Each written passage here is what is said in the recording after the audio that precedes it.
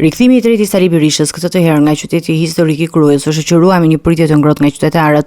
Megjithë këtë mbështetje, Berisha u përballë dhe me disa kritika dhe pyetje për premtimet që nuk ishte realizuar gjatë kohës kur ishte në pushtet. Ka thonë do të shpërblej të gjithë burgosë në Republikë sipas ligjit. Po. Njëlen pa shpërblej gjithë, pas pakti 50% shqiptarëve t'ia plotësh.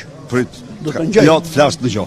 Dëgjoj sa. Tani, çfarë është bërë? Spari do kthehemi në 2025 dhe brenda 4 viteve në mënyrë absolute do të shlyejmë çdo detyrim ndaj tyre. Kjo është.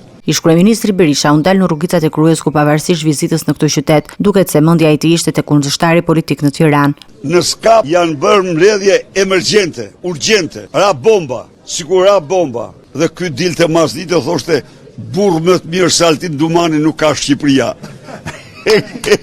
Keni pa apo jo?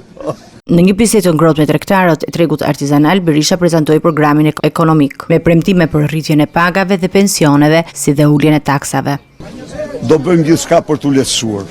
Faleminderit. Qofsh mirë. Sepse lehtësimi juaj do thotë mundësi më e madhe zgjedhjet biznesit, mundësi më e madhe shtimit prodhimit, mundësi më e madhe pushimi, kështu që energjinë do e ulim në 6 lekë, faturën, po, e sigurt, faturën e ujit do e përgjysmojmë, to tarifa tjera do ulen në mënyrë drastike, bashkia nuk do mund vendos kur më shumë se 1% të xhiros ndaj bizneseve, se bashkit janë të apasionuar shumë mas taksave, se i shnojnë ton veti.